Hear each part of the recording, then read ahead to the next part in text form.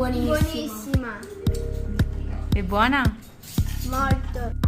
Buongiorno a tutti amici, oggi abbiamo degli ospiti speciali, i miei nipotini Angelo, Sofia e Gabriele. Cosa preparate di buono? La pizza. Versiamo in una ciotola mezzo chilo di farina per pizza.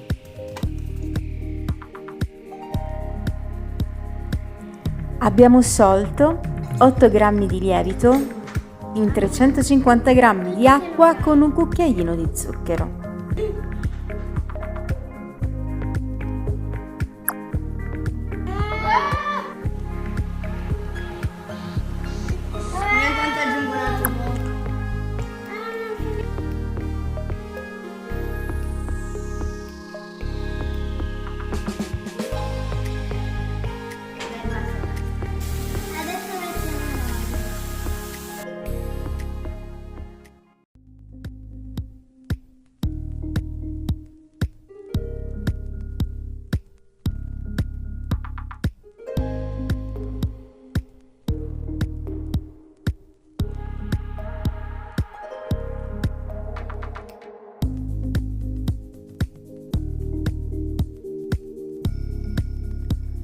Aggiungiamo 12 g di sale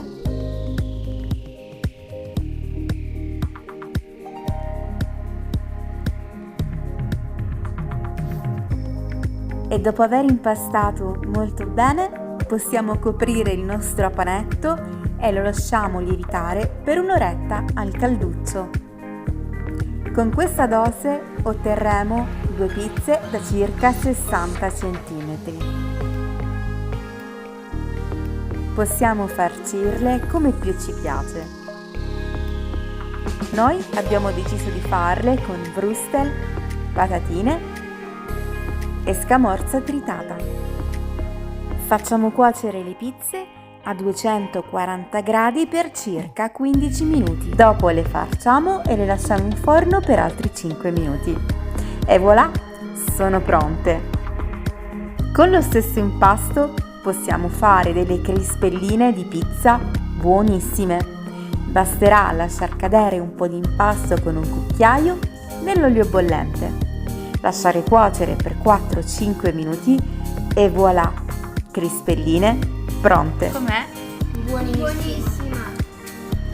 È buona? Molto. Com'è Sofia? Buona.